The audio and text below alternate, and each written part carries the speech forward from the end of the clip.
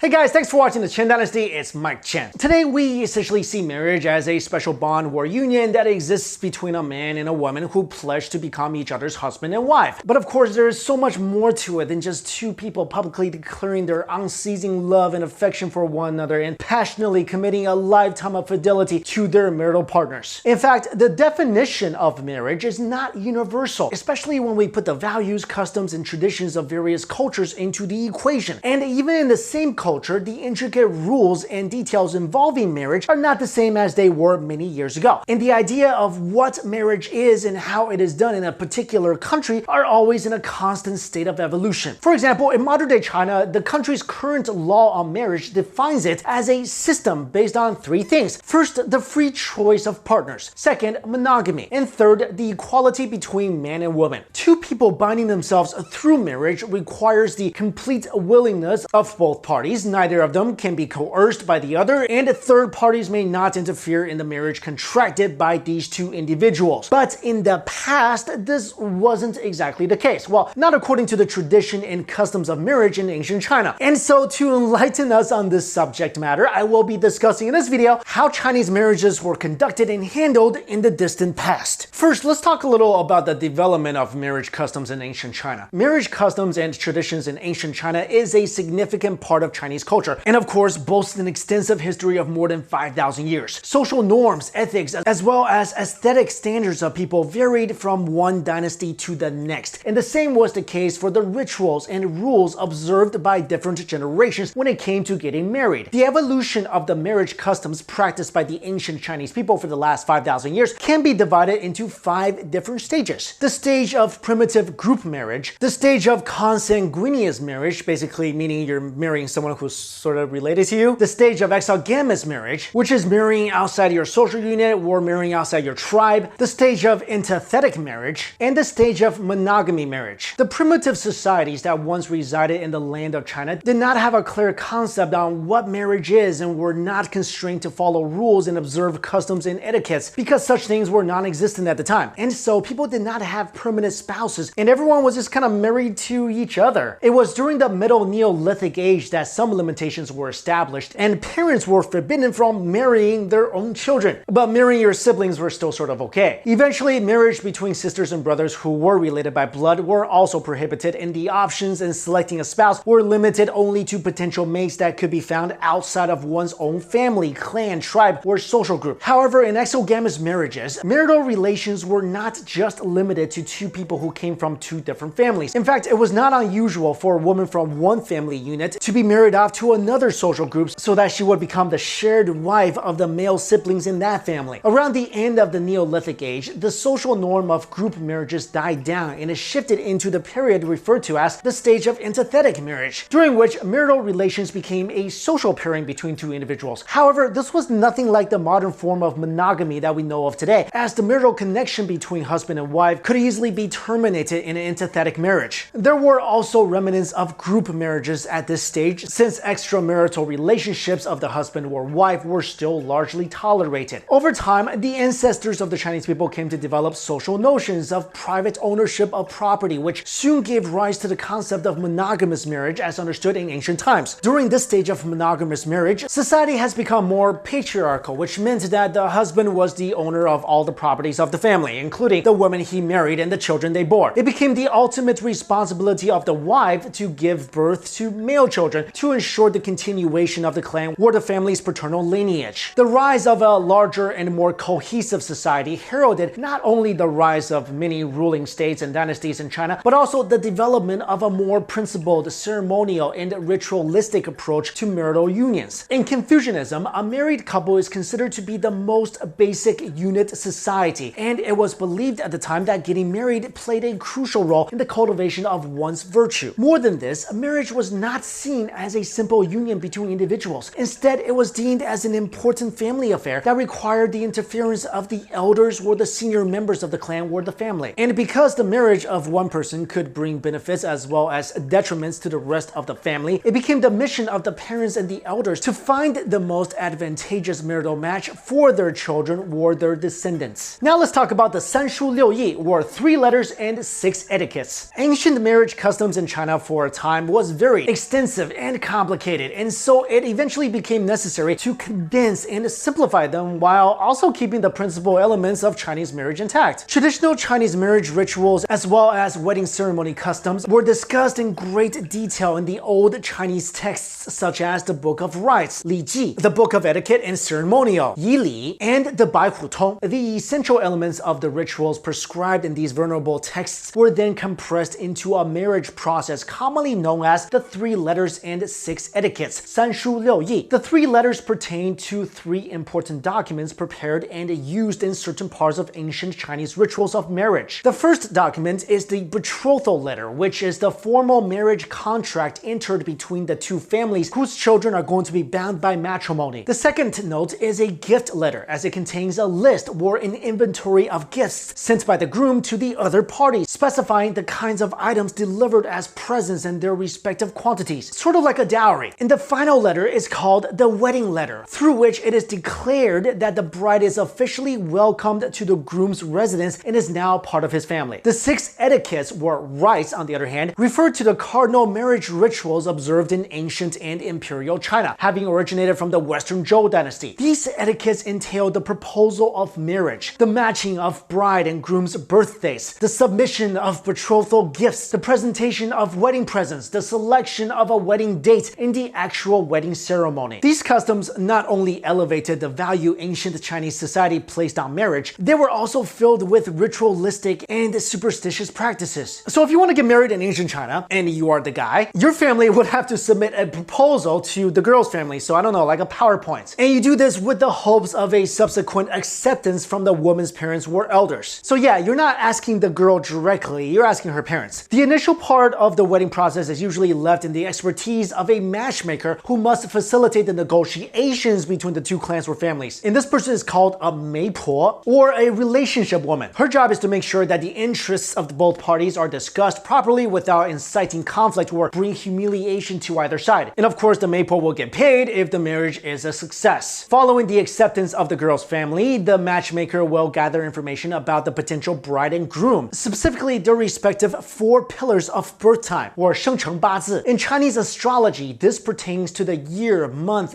day, and hour that a person was born. The matchmaker will bring the birth information of the couple-to-be to a fortune teller, and if the predictions showed a good future ahead of them, they would then continue to the next phase of the marriage rituals, the submission of the betrothal gifts. At this stage of the marriage, the groom-to-be's parents will prepare a lot of presents that would be given to the bride's parents. The presents will be given along with a letter that validates the contract of marriage between their 2 clans. Once these gifts were received and accepted by the woman and her family, the groom and his family will then make arrangements to send lavish wedding gifts to the bride's family as a sign of respect. In a sense, this stage of the marriage process is also an opportunity to display the groom and his family's ability to provide for the woman and their future children. This is also considered to be the grandest stage out of all the 6 etiquettes. And the wedding presents sent by the man's family typically included silver, jewelry, food, cakes, and more. Prior to the actual wedding ceremony, the 2 families must first decide on the date of the wedding by consulting again a fortune teller, who will have to refer to a Chinese divination guide and almanac known as the Tongsheng. Once both parties agree to the date, it is now time for the girl's family to send a dowry to the residence of the boy's family before the couple's wedding day. Some of the unusual dowries sent to the groom's house include jewelry, scissors, a ruler, a vase, silver purse, and lotus petals. And the last rite of the 6 etiquettes is the wedding ceremony itself, during which the man and woman from the 2 families are officially bound to each other as a married couple. This stage consists of several elaborate rituals like the wedding procession, the welcoming of the bride, the actual wedding ceremony, and my favorite, the wedding banquet. The procession begins from the bride's home, where she will be welcomed by her groom and will then be carried in a jiaozi or sedan to his residence. The family of the bride will then stop at the entrance of the bridegroom's home, and from there, the bride, who is wearing a red-colored attire and red cloth that covered her face, will then be led into the residence with a welcoming and a jovial atmosphere. And much like the practice of exchanging wedding vows in the Western world, it is the practice in Chinese wedding traditions to pay respects to the deities in heaven and earth, the couple's parents and elders, and their new spouse by performing bows or ketou 3 times. After this, the couple will then head straight for the bridal chamber. And as for the guests, elaborate and lavish meal courses await them at the banquet. The day after the couple's nuptials, the bride will have to wake up very early to honor her ancestors at the crack of dawn. It is only at this point that the girl is officially introduced as a member of the groom's family to his relatives and friends. And 3 days after getting married, the couple will then pay a visit to the previous home of the bride, where she will be received by her parents and other members of her family as a guest. And like I mentioned in this video, there is rarely a case where,